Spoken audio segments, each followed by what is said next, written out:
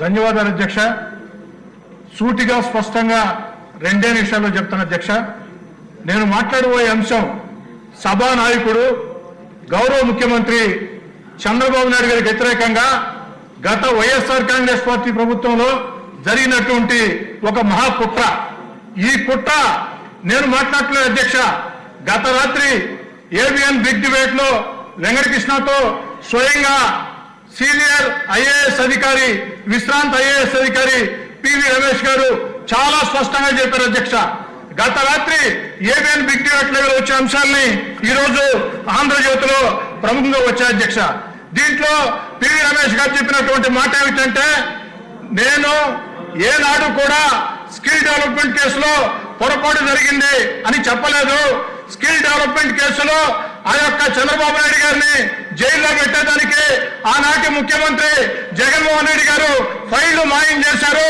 ఎందుకంటే ఏకకాలంలో 3 దగ్గరలో స్కిల్ డెవలప్మెంట్ లో, సిఐడిలో, సీఎంఓలో అంతా కూడా ఫైళ్లు మాయమని, ఈ మాయం కావాలంటే సీఎం ఆఫీస్ లో ఉండే పెద్దల జోక్యం ఉంటేనే సాధ్యం అవుతుందని చెప్పని వారు స్పష్టంగా చెప్పారు అధ్యక్ష.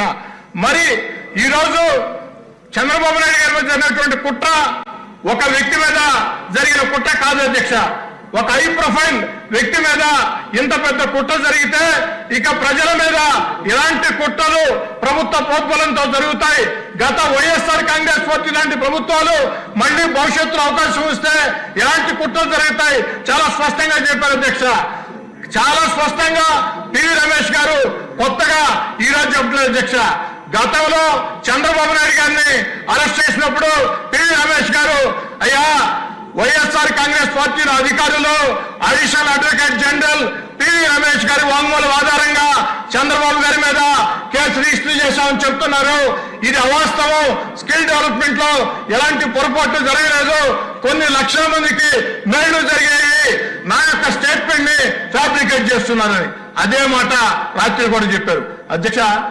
ఒక సీనియర్ విశ్రాంత అధికారి కేసుని, వాంగ్మూలాన్ని ఫ్యాబ్రికేట్ చేశారంటే, తప్పుదారి పట్టించారంటే ఇది ఒక మహాకుట్ర అధ్యక్ష. దీని మీద ప్రభుత్వం స్పందించాలా మిమ్మల్ని కూడా అడుగుతున్నాను అధ్యక్ష నేను. ఎందుకంటే సభానాయకుడు ముఖ్యమంత్రి గారి మీద గౌరవ మర్యాదలకు సంబంధించి 53 రోజులు జైల్లో దుర్మార్గంగా పెట్టిన కుట్రకు సంబంధించి స్వయంగా విశ్రాంత ఐఏఎస్ అధికారి డీజీపీ గారికి లేఖ రాశారు.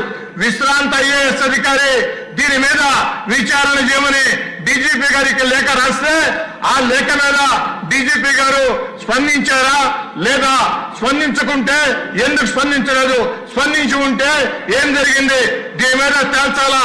దయచేసి మిమ్మల్ని కోరేది, ఈ రోజు 0 అవర్ ని రద్దు చేయండి. 0 అవర్ ని రద్దు చేసి సభలో ఉన్నటువంటి సభ్యుల అందరి అభిప్రాయాలు తెలుసుకోండి. ఇది చాలా ముఖ్యమైన అంశం. ఒక విశ్రాంత ఐఏఎస్ అధికారి స్వయంగా మీడియా ముందుకు వచ్చి చెప్తున్న మాట వారు కొత్తగా ఇప్పుడు చెప్పే మాటలు కాదు, ఆనాడే చెప్పి ఉన్నారు. అధ్యక్ష దీన్ని సీరియస్ గా తీసుకోవాలని కోరుకుంటూ సెలవు తీసుకుంటూ ఉన్నారు. 0 అవర్ కంటిన్యూ అవుతుంది. ఇది చాలా ఇంపార్టెంట్ సబ్జెక్ట్ కాబట్టి దాన్ని సెపరేట్ గా డీల్ చేద్దాం. దానికి 0 అవర్ ని క్యాన్సిల్ చేసేసి చేయవలసిన అవసరం. ఇక్కడ సమాధానాలు ఉండవండి. 0 అవర్ లో సమాధానాలు ఉండవు. దయచేసి సీనియర్ శాసనసభ్యులు